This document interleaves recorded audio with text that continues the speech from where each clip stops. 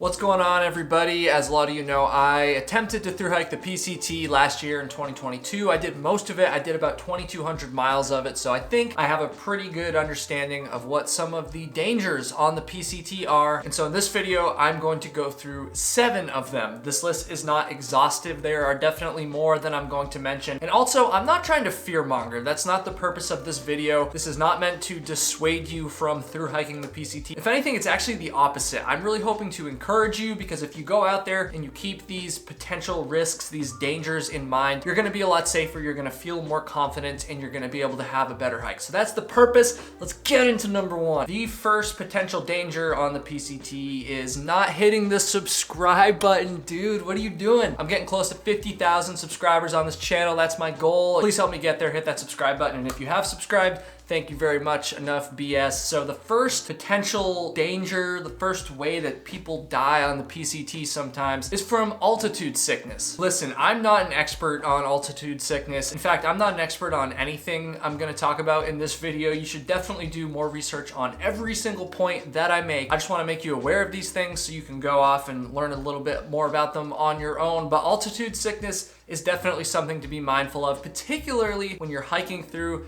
the Sierra section of the PCT. It is one of the most beautiful sections. It is one of the most epic sections, but if you're not careful, I mean, you're gonna be up over 13,000 feet. You could be up over 14,000 feet if you decide to do the side trail to Mount Whitney. And you just gotta make sure you take your time when you're going through the Sierras, particularly at the beginning before your body's had a chance to acclimate. Some of you might remember from the PCT vlogs that me and Flossie did when we were out there last year. Flossie had kind of a tough time when we were climbing Mount Whitney. We were very close to the top and he was starting to experience just some very mild symptoms of altitude sickness, and it was very scary. It definitely left a lasting impression on him. And he's told me on multiple occasions that he regrets not doing research on altitude sickness, on being up at that elevation before we went there. Don't make that mistake. The next potential way that people, why am I so excited about this? This is heavy stuff. This next one is heat exhaustion / dehydration. I guess these are 2 different ones, but I kind of wanted to just combine them. Just the potential for things to go wrong when it's really hot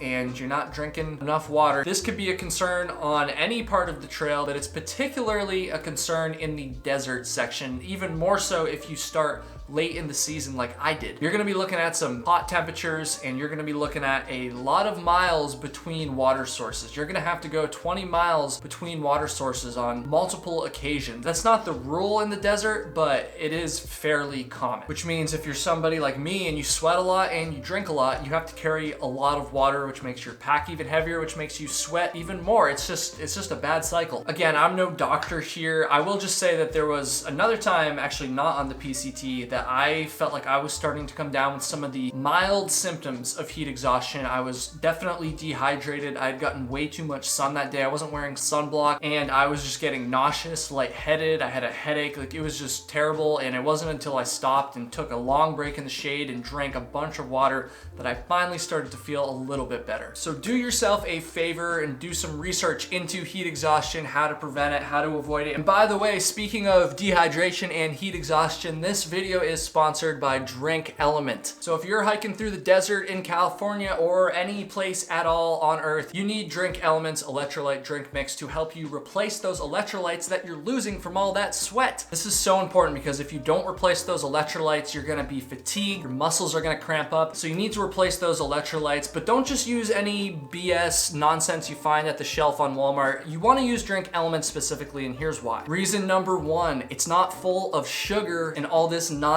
that you find in so many other electrolyte drink mixes. I say this time and time again, but it's true. The only things that Drink Element have are a great taste and the electrolytes that you need to replace to keep yourself safe and healthy while you're on the trail. And the other reason why I love them so much, and I've also talked about this a lot, is because of their amazing flavors. It doesn't matter if it's healthy and good for you, if it tastes like total crap, you want it to taste good, and Drink Element does. My favorite flavor is the citrus salt. I also really like the watermelon salt, and I also love how they're gonna give you guys a deal. If you go to drinkelement.com/KyleHatesHiking, that's drinkelement.com/KyleHatesHiking, you can make a purchase of one of these awesome flavors I just talked about, and then they're gonna throw in a free sample pack in addition to your purchase with 8 different flavors, so you're gonna get to try them all. One more time, drinklmnt.com/KyleHatesHiking. Go make a purchase, go get that free sample pack and try their flavors. And let's get into more reasons why people die on the PCT. That's sad. This next reason why people die on the PCT sometimes is from drowning. In particular, I think the most risky place for this is gonna be when you're going through the Sierras, especially if you have an earlier start date or if they get a lot of snow the previous year and so it just takes a while to melt, because you're going through these super high mountains, as we just talked about with altitude sickness, so they get a lot of snow up there and it's melting well into the summer, which means the rivers are gushing and they don't all have bridges going through the Sierras. So be very careful when it comes to river crossings on the PCT. Make sure you're getting information from other hikers and other resources about the water levels. And of course, the most important thing is,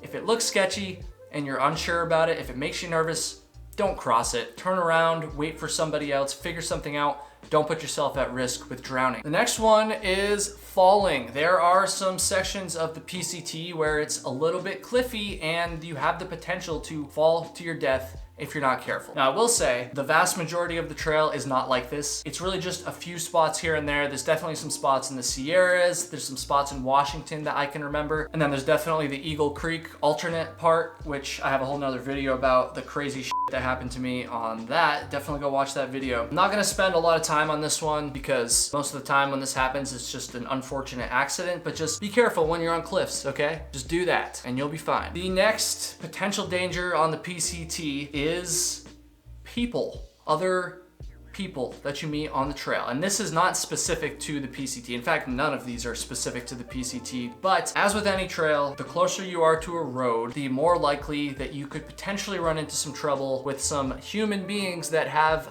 less than good intentions. However, I'm pretty sure there's never been a murder on the PCT, and it's still a very safe place, so I don't want you to be like super sketched out about this or anything, or any of these again for that matter, but it's just a good thing to keep in mind. There's always a very small chance that you could meet somebody who might want to do you harm on the PCT, and it's more likely to happen in a place that is close to a road. There's lots of like random dirt roads and like campgrounds just off of roads on the PCT. Personally, I never felt uncomfortable from another person I met on the PCT, so I really don't want you to worry about this, but it's just good to be mindful that people are a potential danger. The next potential danger is probably the one that people think of first when they think of what could potentially go wrong when you're backpacking through the wilderness. This would be animals and wildlife. Now, the truth is, you should not really worry about this too much, but it is just good to be aware. Again, I can't go through every single safety tip for every single different piece of wildlife that you can encounter on the PCT. There's definitely bears out there, not on the whole trail, but for a lot of the trail, there's bears. So go do some research on black bear safety, how to properly store your food, how to deal with a bear encounter. I only had one true bear encounter on the PCT. It was in Oregon, and we got pretty close to it. It was a little bit sketchy. Mountain lions exist on the entirety of the PCT. It's very rare for hikers to encounter mountain lions. It's kind of crazy. People are hiking well over 2,000 miles on the PCT in one shot, and the vast majority of them never see a mountain lion, but they're out there, and every now and then you do actually hear a story from hikers who run into them. It's not unheard of. It does happen every year. It's just very, very rare. Rattlesnakes. Now, unlike mountain lions, I guarantee you, every single one of you that is going to thru hike the PCT, you will see not one, not two, you will see tons of rattlesnakes. I don't know, I probably saw like 7 or 8 on my hike. I think that's a pretty normal number of rattlesnakes to see. Watch your damn step, especially in the desert. They do exist in other places. I saw a couple in Northern California, but just wherever you are, watch your step. Never put your foot somewhere that you can't see with your eyes first. This is a good rule of thumb for any trail,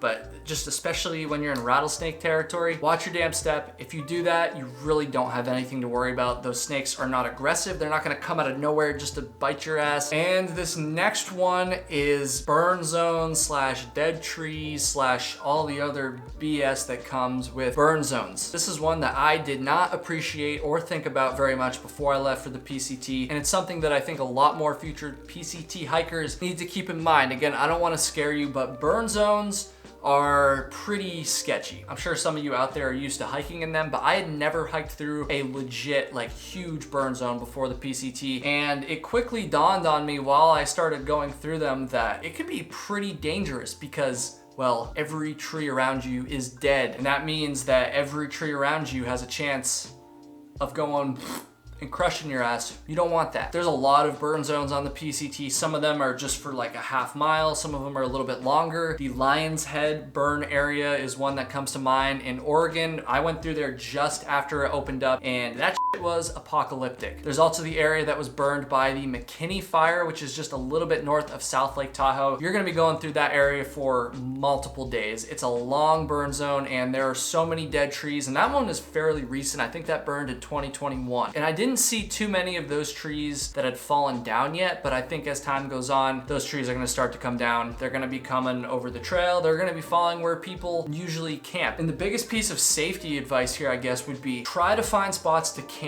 where you set up your tent away from where any dead trees can fall. This is a rule of thumb you should keep in mind anytime you set up anywhere, but especially in burn zones. And I hate to say it, but sometimes it's almost impossible to find a campsite in a burn zone that doesn't have any dead trees around it. I also learned that in burn zones, sometimes other things can fall, and that would be boulders, dude. Again, I already mentioned this video, but go watch this video about a crazy boulder that almost took me out when I was hiking through a burn zone in Oregon. The fires come through, they just rip up the environment.